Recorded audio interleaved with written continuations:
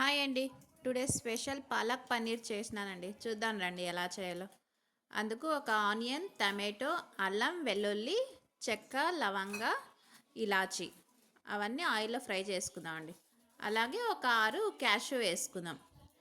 ఇవన్నీ బాగా ఫ్రై అయిన తర్వాత ఒక స్పూన్ జీలకర్ర వేసుకొని ఫ్రై చేసుకుందాం.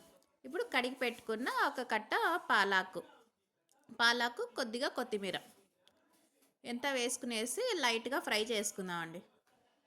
అందరూ పాలక్ ఉడికించి వేస్తారు పాలక్ పన్నీర్లో, బట్ నేను ఫ్రై చేసి వేసుకున్నానండి. ఉడికిస్తే ఆ నీళ్ళలోనే వెళ్ళిపోతుంది కదా దాని విటమిన్స్ అంతా, అందుకే నేను ఇలాగే ఫ్రై చేసుకుని వేసుకుంటున్నాను. ఇప్పుడు ఇది మిక్సీ పట్టుకుందామండి. చూడండి ఫైన్ పేస్ట్ అయింది కదా. ఇప్పుడు కర్రీ చేసుకుందాం. ఒక పాన్ పెట్టుకునేసి అందులో 3 స్పూన్ల ఆయిల్ వేసుకుందామండి. ఇలా ఆయిల్ వేసుకునేసి అది వేడైన తర్వాత రుబ్బి పెట్టుకున్న పాలక్ వేసుకుందామండి. పాలక్ పేస్ట్ అలాగే కొద్దిగా జార్ కడుక్కునేసి ఆ జార్లో నీళ్ళు కూడా వేసుకుందామండి. ఒకసారి అంతా ఆయిల్లో ఫ్రై చేసుకుందాం. ఇప్పుడు 1/2 స్పూన్ పసుపు, 1 స్పూన్ ధనియా పౌడర్,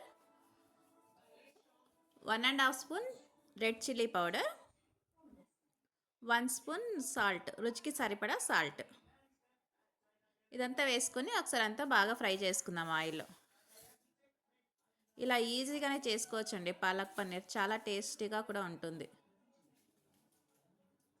చూడండి ఇప్పుడంతా బాగా ఫ్రై అయింది కదా. మనకు గ్రేవీ ఎంత కావాలో అన్ని నీళ్ళు వేసుకునేసి ఒక 5 నిమిషాలు ఉడికిద్దామండి. ఆల్రెడీ అన్నీ ఫ్రై అయినాయి కాబట్టి ఒక 5 నిమిషాలు చాలండి. 5 నిమిషాల్లో ఉడికిపోతుంది.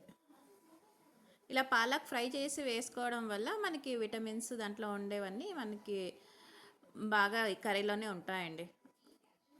ఆ వాటర్ వేస్ట్ కాకోకుండా మనం పాలక్ ఫ్రై చేసుకుని ఇలా పాలక్ పన్నీర్ చేసుకుంటే చాలా బాగుంటుంది. ఇప్పుడు సన్నగా కట్ చేసి పెట్టుకున్న పన్నీర్ వేసుకుందామండి. చూడండి ఇలా పన్నీర్ వేసుకునేసి ఒక 2 నిమిషాలు ఉడికిచ్చేస్తే ఇంకా మనకు పాలక్ పన్నీర్ అయితే రెడీ అయిపోతుందండి. ఇలా ఇంట్లోనే ఈజీగా చేసుకోవచ్చండి పాలక్ పన్నీర్. చూద్దామండి 2 నిమిషాలు అయిపోయింది.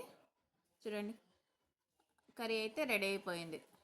కరెక్ట్గా వచ్చింది కదా గ్రేవీ మనకు. ఇప్పుడు ఒక సర్వింగ్ బౌల్లో తీసుకుందాం. మీకు ఈ వీడియో లైక్ అవుతే లైక్ చేయండి, షేర్ చేయండి, కామెంట్స్ చేయండి, సబ్స్క్రిప్షన్ చేసుకోండి. Thank you.